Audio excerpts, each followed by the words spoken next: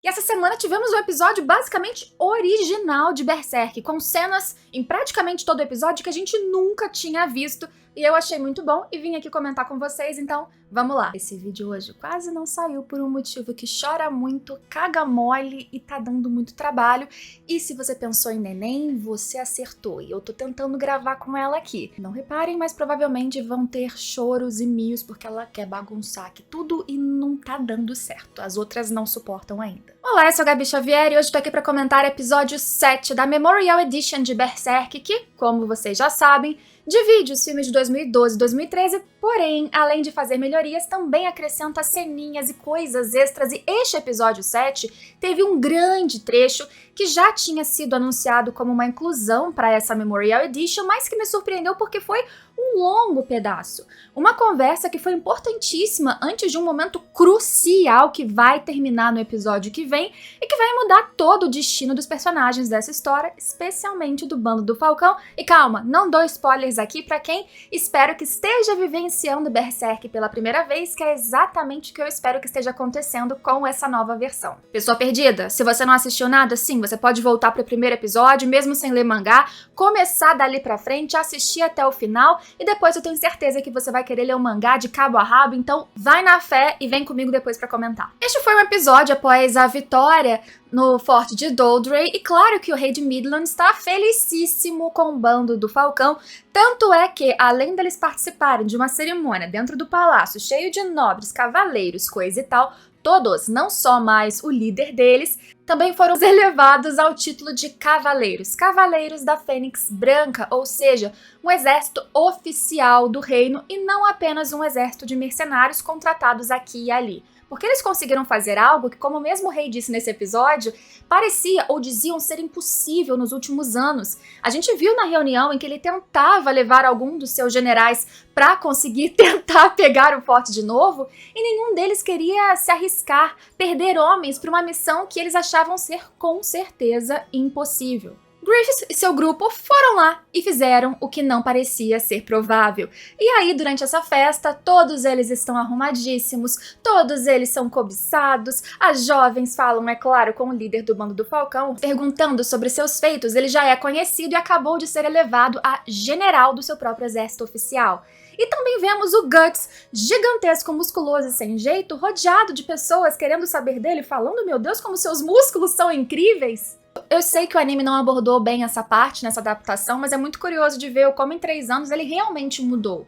Porque 3 anos antes, ele não deixava que ninguém, mesmo do Bando do Falcão, encostasse nele. Nenhuma pessoa. Seus traumas de infância que, infelizmente, nenhum anime até hoje adaptou pra mostrar. Resumidamente aqui, tem um vídeo aqui no canal, mas como o anime já sei que não vai mostrar, ele teve uma infância em que ele foi resgatado, morto embaixo de uma mãe, enforcado, uma cena de assassinato. A mãe adotiva, que era mulher de um líder de um grupo de mercenários, o pegou, sempre o tratou bem, porém morreu cedo por causa de uma doença. E aí ele ficou sem nenhum carinho. Gambino, que era o seu pai adotivo, colocou pra lutar desde cedo e não dava nenhuma aula didática, nenhuma ajudinha. O menino lutava com uma espada gigantesca e se arriscava o tempo todo sem nenhum amor paterno, sem nada que o acolhesse. E assim ele foi se apegando cada vez mais à sobrevivência à sua espada, até o ponto em que, inclusive, ele foi abusado sexualmente, e depois o abusador, quando ele foi atrás para matar, disse que quem tinha dado a permissão e vendido foi o seu pai adotivo. Coisa que nunca foi 100% confirmada em nenhum momento, mas o Guts acabou também se vingando ou trazendo a morte, como a gente vê em flashes nesse capítulo, do próprio Gambino, traumas que o atormentam para sempre. Por isso o toque, por isso o afeto, por isso conseguir chegar nesse ponto de estar num palácio rodeado de desconhecidas, sendo tocado e glamourizado e tudo isso, apesar de, claro, parecer desconfortável e ser desconfortável, é algo que 3 anos antes o jovem Guts não se permitiria chegar nem perto. Casca vestiu um vestido depois de tantos anos, desde que ela entrou no Bando do Falcão, e ela também está sendo rodeada de vários cavaleiros, mas não tem a menor vontade de falar com nenhum deles.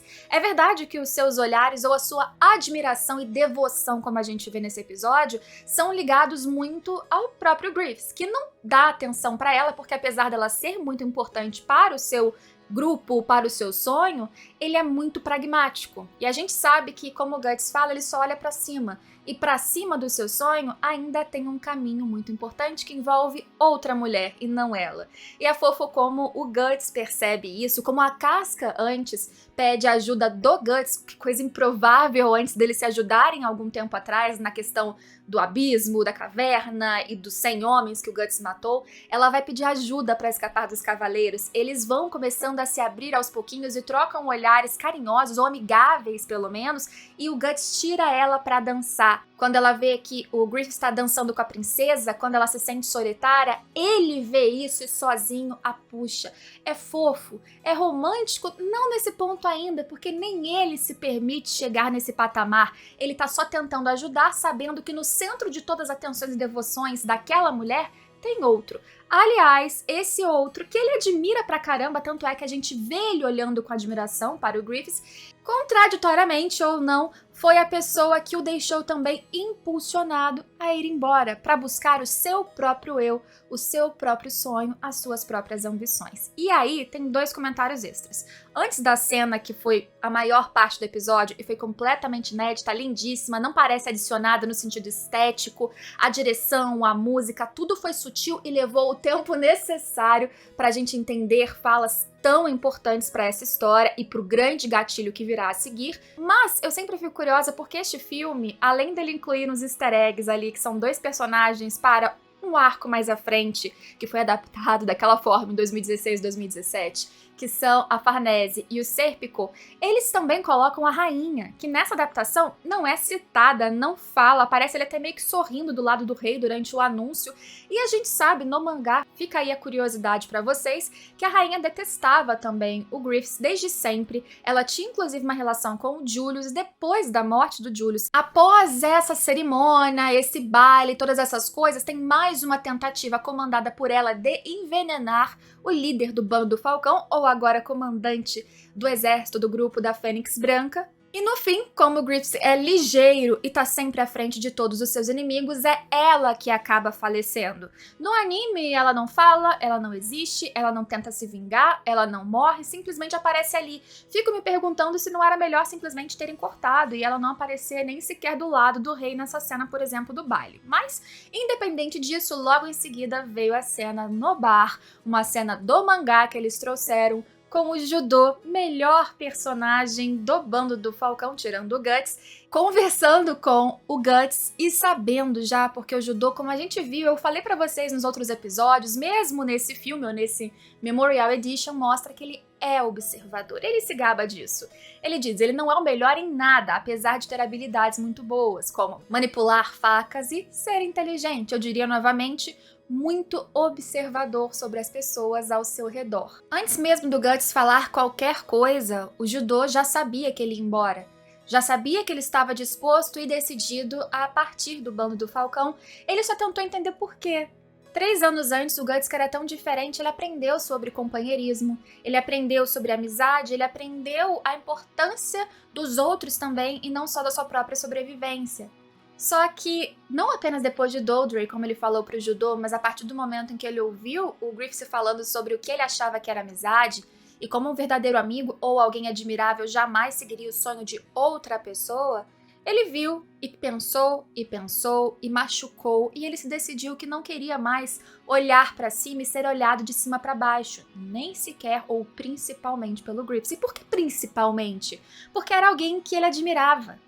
Era alguém que ele queria estar próximo. Então, mais ou menos mimetizando a forma de pensar que ele viu o líder deste bando falando com a Charlotte, ele também decidiu que, para se aproximar de alguém, ele não quer ser olhado de cima para baixo, ele quer ser um igual. E se para ser um igual ele precisa descobrir qual é o seu espaço no mundo, qual é a importância, o que tem importância para ele na vida, qual o seu propósito, então ele vai embora dali, mesmo que seja depois para descobrir, sei lá, que ali era onde ele sempre quis estar, mas pelos seus motivos, não pelo motivo de outro. O Judô fala algumas coisas muito importantes também, porém, ele diz que sabendo que não é melhor que nada, ele decidiu como propósito, e aí tá um mini propósito, se apegar ou seguir alguém que é o melhor em alguma coisa. E quem seria melhor do que este Falcão Branco, que se prova muito bom, ou realmente o melhor, no mínimo, o melhor líder e estrategista dessa história inteira. O poder de comandar massas, o poder de manipular ou o poder de incentivar e inspirar, certamente o Griffith tem. Por isso que eu sempre brinco que eu fico com ódio assistindo ou lendo de novo o arco da Era de Ouro, porque, bem, todo mundo sabe que por algum motivo, ainda que você não tenha spoilers, pessoas elas se dividem entre odiar ou não odiar tanto assim este personagem, o Griffith. E eu, quando tô vendo esse arco, eu ainda me perco em certos momentos, principalmente quando a gente vai no mangá ou na outra adaptação e tem momentos de interação dele com o Guts, com o bando. Eu fico sempre perdida em, ele é legal, né? Ele é gente boa, né? E aí, né, fazer o quê? O Judô até tenta persuadir o Guts a não partir, mas é interessante que o Guts, dentro da sua limitação, vamos dizer assim, ele não é alguém escolarizado, não é alguém tão bom com palavras, por exemplo, como o Griffith ou mesmo o Judô, ele já pensou e enxergou o quanto ele ficar brandindo a espada e se defendendo com ela e apenas sabendo lutar para sobreviver, sem nenhum propósito, com essa força e com essa raiva que ele tinha muito grande, não só no campo de batalha, mas, por exemplo, ao se relacionar com pessoas, aquilo era uma infantilidade, era uma falta de evolução, de construção e de enxergar a si mesmo. Ele precisava dessa jornada de autoconhecimento, e na sombra de outro, que tem uma sombra tão grande e potente, ele não ia conseguir. Talvez vários ali ou não tivessem grandes ambições, ou os seus sonhos já existissem no momento em que eles entraram para o bando do Falcão. Então o bando do Falcão, como a gente viu, funciona como um suporte para um conseguir um status para pedir alguém em casamento, para o outro ter dinheiro para abrir uma alfaiataria, mas eles têm um norte, de onde eles vêm para onde eles vão. O Guts não tem isso. A cena, para mim, como eu disse, foi muito bem dirigida. Eles tinham comentado que seria um estilo pub da Europa medieval, com aquelas músicas bem assim, felizinhas, e é interessante porque você sente exatamente o que eles descreveram.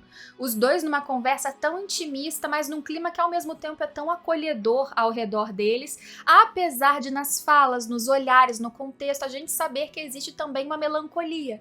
Porque é um prenúncio de uma separação muito importante. Separação essa que a gente começa a ver no pós-crédito. E como seria melhor uma separação dramática do que num momento com neve, gelada, fria. E é nesse momento, é nesse contexto que a gente acompanha no pós-crédito, caso vocês não tenham visto, depois dessa cena longuíssima e lindíssima. No pós-crédito, a gente tem a cena em que o Guts, enfim, parte. E é importante a gente ver ele andando nas ruelas ali da cidade, um cara bêbado falando viva o bando do Falcão, ou seja, o povo ama o bando do Falcão.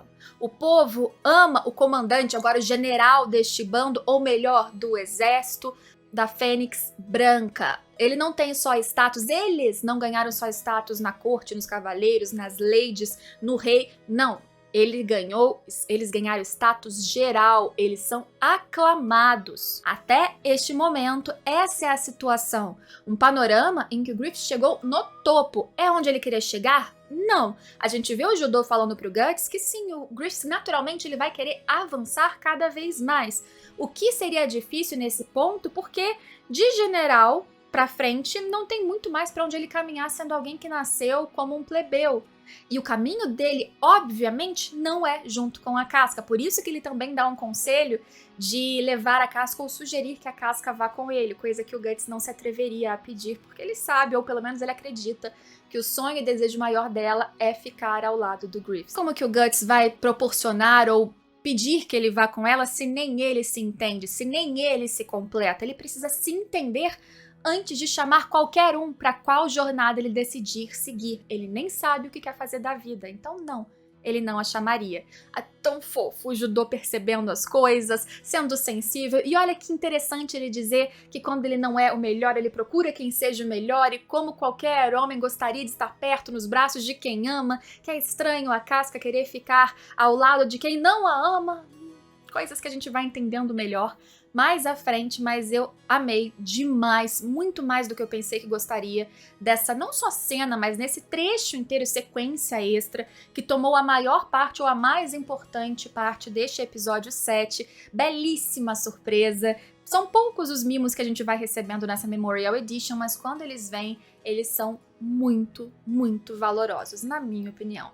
Pós-crédito final do episódio, a gente vê o Guts indo embora, parte do bando pedindo pra ele não ir, e claro, ele sendo parado no fim das contas pelo Griffiths com um olhar sério, perguntando: você pretende ir? Vamos lembrar que anos atrás ele virou para o Guts e disse: você agora é meu, com um sorriso no rosto. Como que a posse dele vai embora agora? Só porque quer, o abandonando quando ele ainda não atingiu o máximo do seu sonho. E será que um cara como o Griffiths algum dia vai chegar no máximo do seu sonho? Ou ele vai querer sempre avançar, avançar e avançar? Agora eu me senti falando de Attack on Titan, mas tudo bem. Vamos terminar porque tem um bebezinho dizendo: por favor, vamos fazer alguma coisa. Muito obrigada a você que teve paciência de chegar até o final deste vídeo, de esperar o momento em que em alguma hora ele vai sair no canal. Espero vocês em todos os próximos vídeos e se quiser ajudar no meu trabalho e de graça ajudar a comprar raçãozinha, deixa o seu like, comenta aqui embaixo, engaje nesse vídeo.